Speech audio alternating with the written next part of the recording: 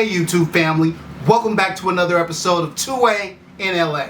As always, anything I say in this episode, prior episodes, and future episodes is just my personal opinion. You should not take it as fact. You should not take it as law. Always do your own homework and come up with your own conclusions, alright? So look, let's get this episode rolling.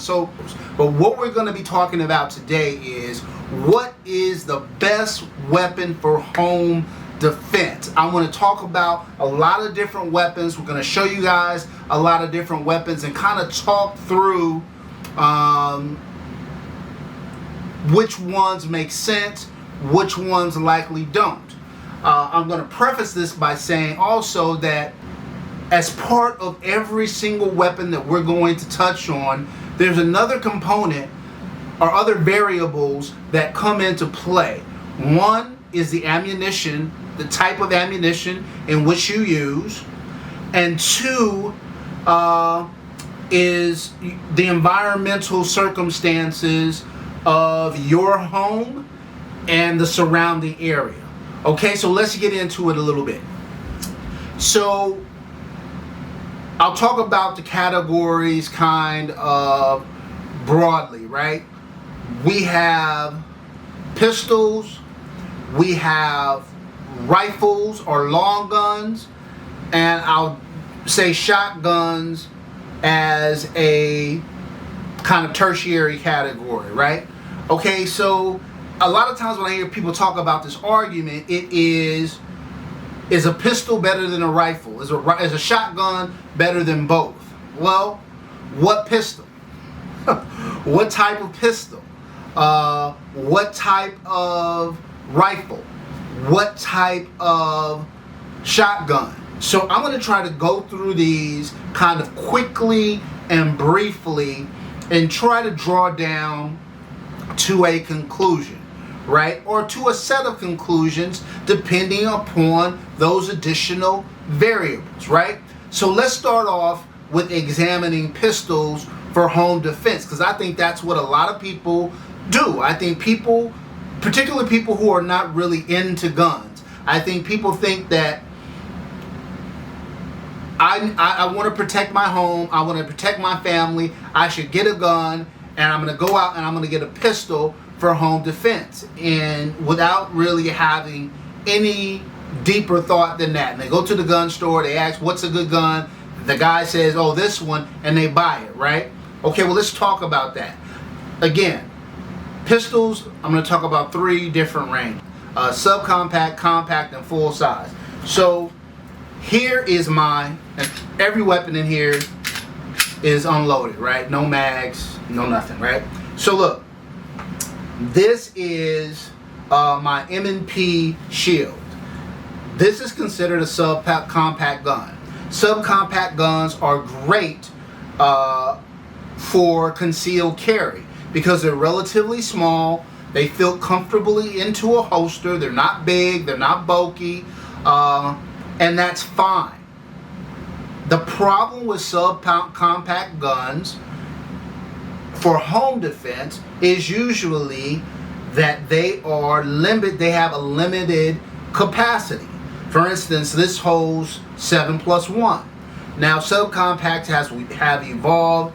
You've got the SIG 365 and things like that are now double stacked to give you a little bit more capacity. But if you're concerned about home defense, even something that's going to give you 10, 11, 12 rounds or whatever the case may be, most home invasions take place with multiple assailants. So if you have to fight off 3, 4 people, I don't think a compact is the best alternative for you. It is certainly better than nothing. And so if you want a gun that you can do concealed carry and home defense, I would probably get a compact for that versus a subcompact. I think subcompacts are best served for concealed carry, and then you have a separate home defense weapon. But if you're only going to get one gun and it needs to serve both purposes, then maybe we consider a compact for that you can still carry relatively comfortably, maybe like a Glock 19 or something like that. and has decent mag capacity as a home defense weapon. I would argue if you're going to get a pistol for home defense, you are better served getting a full-size gun where you can maximize the capacity. Something like a Glock 17. Something like, again, all safe, no mag. Something like my M&P 2.0, right? So, you know, something that's going to give me, and this video is really catered for people outside of California, because in California you can't have more than 10 rounds. So I'm really speaking to people who are outside the state of California now. I'm looking for something that's going to give me, that's going to be able to maximize my capacity. And if I've got a pistol for home defense, then there are magazines out there that's going to give me 15, 20, 25, 30 rounds sometimes. So a full-size gun, a full-size pistol is probably the best of the three options. Also though, the shorter the barrel, all things being equal, the shorter the barrel, the more the recoil. And so there's another component to this that we need to bring into play, and that is training. Because it doesn't matter subcompact, compact, full size, whatever, if you don't train with your gun, none of it matters. And if you don't train enough, none of it matters, right? But if you're going to have somebody who is not going to train a lot, and who, you know, has a working knowledge of guns, you have to imagine yourself in a very high stress situation. And if you've got something small like an M&P Shield that has, you know, a very short barrel, when you're panicked, when you're afraid, are you going to be able to keep the high recoiling gun on target the way you would a full-size gun, which is heavier with a longer barrel, which is going to have less recoil, right?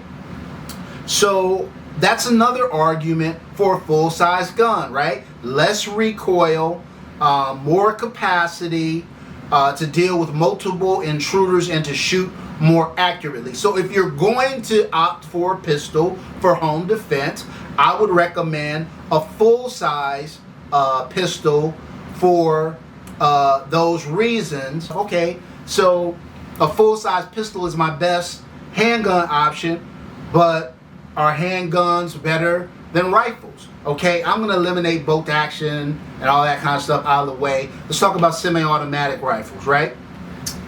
Something like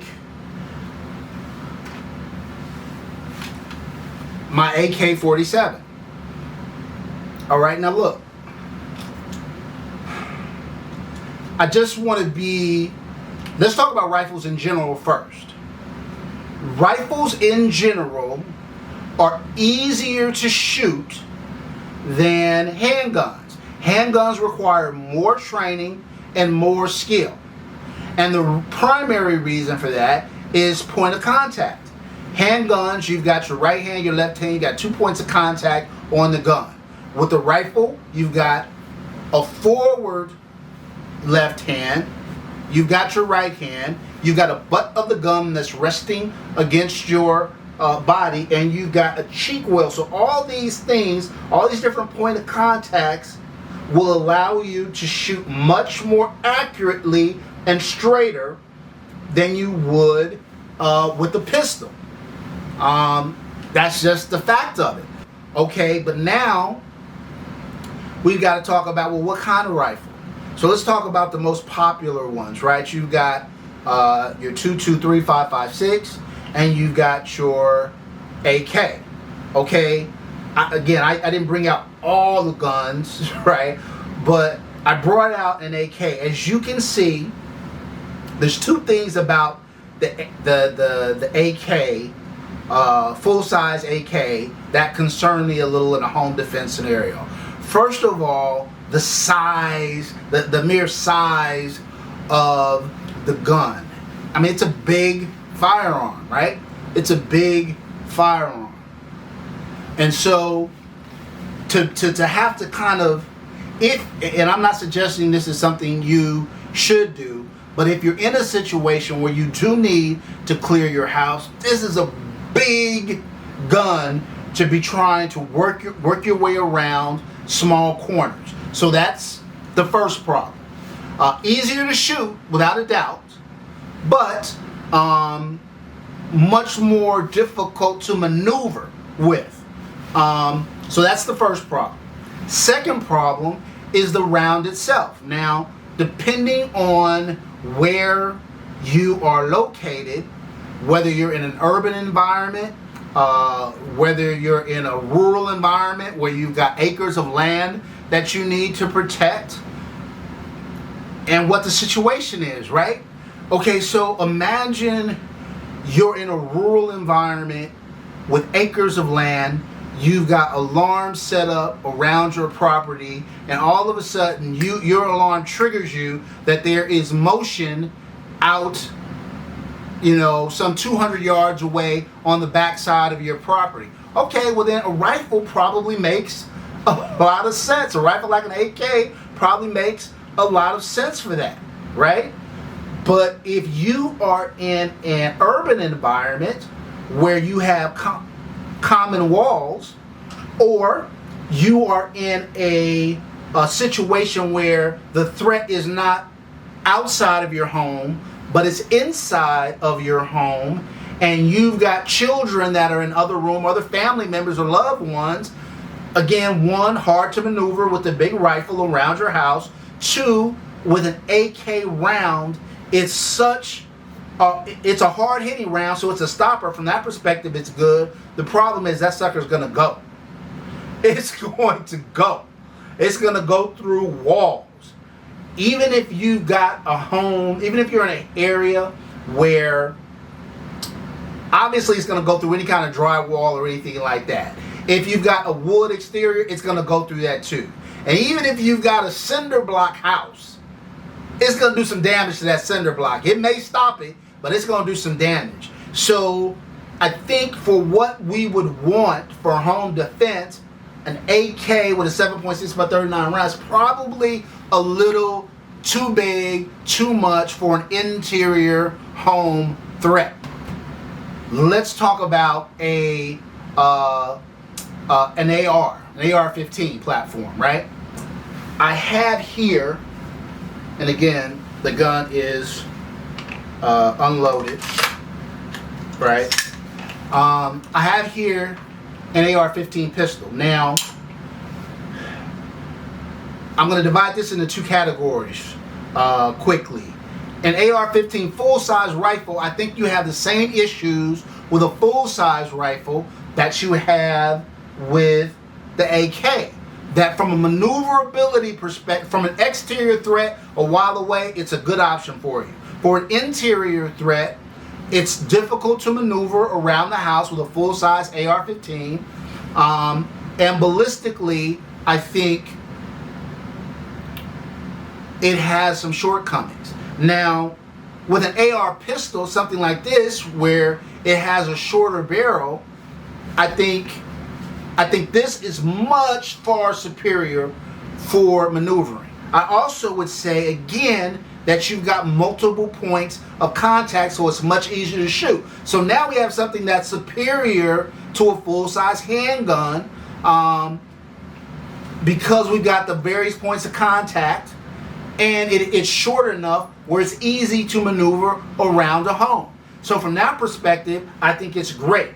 The question is, ballistically, does this make the most sense? Does a 223 5.56 round make the most sense? Now, the shorter barrel is going to slow, it's going to have effect on the ballistics, right? It's going to slow the bullet down, so it's not going to come out at the rate of speed that it would if it was a full-size AR-15 with a 16, 18-inch barrel or something like that, right?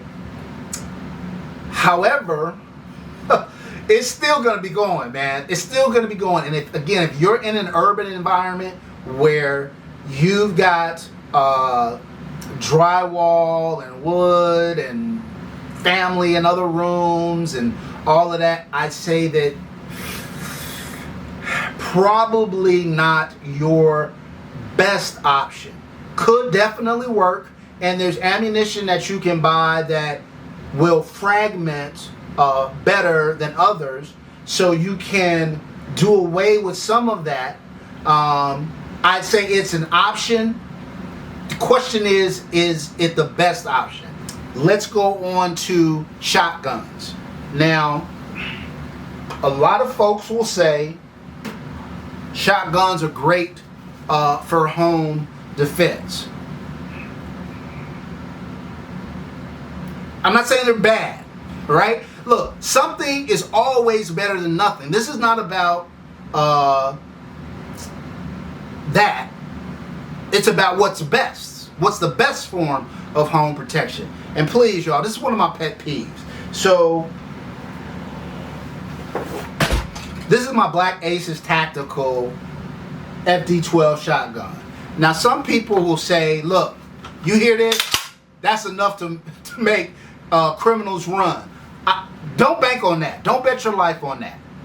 Because criminals nowadays are not coming like they were coming in years past, possibly. You know, now they not messing around. They coming in armed. So they hear that. That might be their ticket to start shooting. You know? And like I said, most home invasions take place with multiple people. So don't think that they not coming in 3-4 deep. They don't care about that. All right? So we need to figure out what's going to be best to protect us. So the theory is with shotguns, number one, okay, that's the stupid theory. Oh, they hear that they're going to run. That's not going to work. But the other theory is, well, you don't have to be as accurate, because whether you're shooting a slug, buckshot, birdshot, once the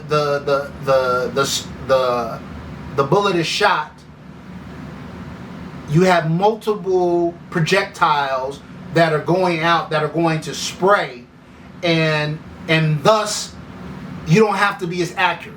Okay, so let me just say that that's stupid. Anybody who says that doesn't shoot. They don't know any better. That's something they heard from somebody who heard it from somebody who heard it from somebody. That's not real. If you shoot a slug, that thing is very narrow, okay? And you got the same problem with the slug that you have with a lot of the other rounds, where it's just going to go through wall after wall after wall. And if you're trying to address an interior threat, then slugs are not the way to go. So that leaves us buckshot, and that leaves us birdshot. The problem with birdshot is that you might just make the people mad. You need something with some stopping power. If let me say this, a properly placed bullet will stop anybody. But the whole point in doing a shotgun is that in theory, is that you don't have to aim. That aim isn't important. That you can just point and shoot.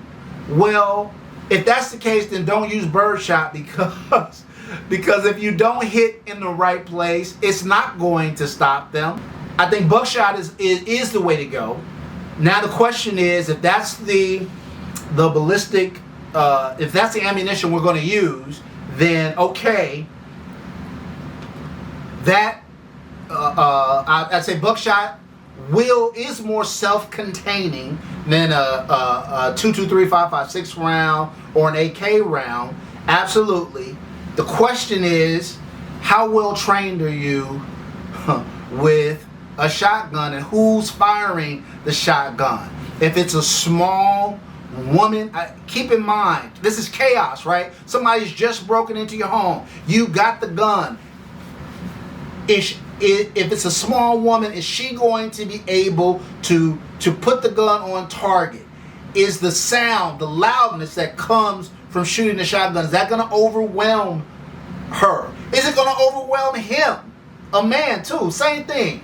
Is he going to be able to put it on target? The amount of recoil. If he has to fire again, is he going to be able to put it back on target? So here's the other thing I would say relative to shotguns. Don't get a pump action. It's just one other thing you have to worry about. It's one other thing that you have to overcome. I didn't talk about like that on a lot of the other platforms, but you got safeties that you need to overcome. The more things you have to overcome in a stressful situation, the more likely you are to be screwed. And so if you got to think, oh, I shot one or I missed, I got a repo, there's more people coming, okay, now you got a pump. Did you slow stroke it? You know? Did you short stroke it, I mean? Right? Did you clear? It's too much. So my recommendation is, if you're going to get a shotgun, get a semi-automatic shotgun. Less things that you have to deal with, the better.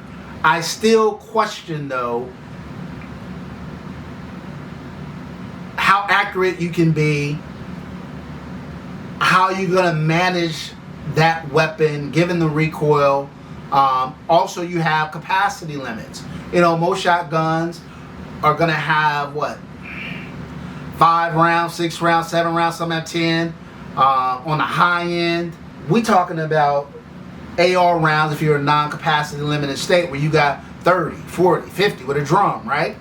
If I got 3 or 4 people coming in, I think I want more than 15 rounds in a best case scenario. And when I run out, if I run out, I'm screwed. So that's my issue with shotguns, y'all. So is there another option? There is.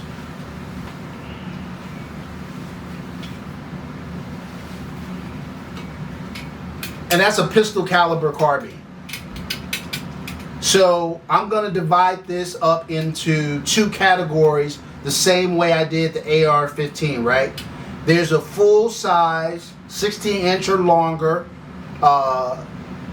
pistol carbine, such as this. This is my Kalashnikov Cali 9 or KR9, depending on where you are.